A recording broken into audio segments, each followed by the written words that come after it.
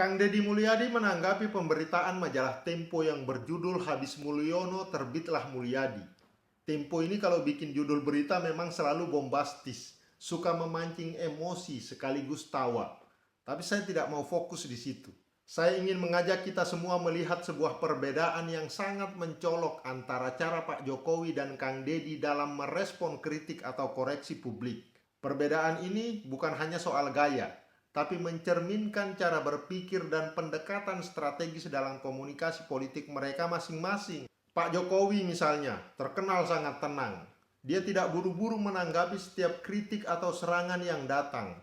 Dia tahu betul bahwa dalam dunia politik tidak semua isu harus ditanggapi. Ada momen di mana diam justru lebih kuat dari 1000 kata. Pak Jokowi bisa menghitung isu apa yang layak ia respon, kapan waktunya, di mana tempatnya, dan dengan cara apa. Itu semua dipertimbangkan dengan sangat matang.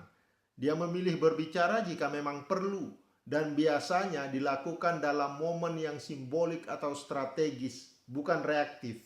Saya kira inilah yang membuat Pak Jokowi terlihat sebagai pemimpin yang lebih tenang dan stabil. Dia tidak terburu-buru mengklarifikasi. Tidak semua serangan harus dia jawab.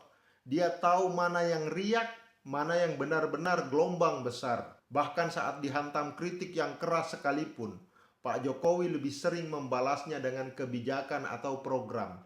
Ini bukan kelemahan, tapi justru kekuatan. Pak Jokowi memilih selective engagement, berbicara hanya jika memang perlu, dan ketika berbicara, efeknya terasa. Sebaliknya Kang Deddy Mulyadi, meskipun punya kemampuan komunikasi yang kuat dan kedekatan yang luar biasa dengan rakyat, terlihat jauh lebih reaktif.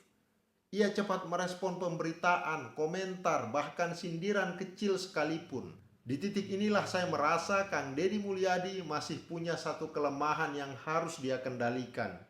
Dia cenderung telinga tipis, kata orang timur, cepat tersinggung atau tidak tahan kritik. Ketika mendapati koreksi terhadap dirinya, dia bisa langsung membuat video tanggapan, unggahan di media sosial, kadang dengan pernyataan yang terasa agak emosional, hanya karena satu atau dua pemberitaan yang tidak menyenangkannya. Padahal sebagai pemimpin daerah sekaligus tokoh nasional yang mulai menanjak, seharusnya Kang Deddy belajar memilah.